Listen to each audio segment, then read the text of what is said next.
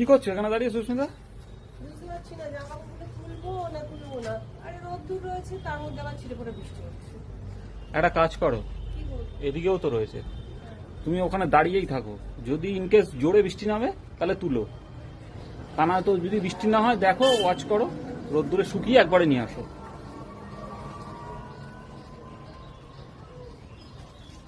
আরে আরে আরে আমি তো ভালো বুদ্ধি দিলাম, তুমি এরকম ভাবে তীরে আসছো কেন?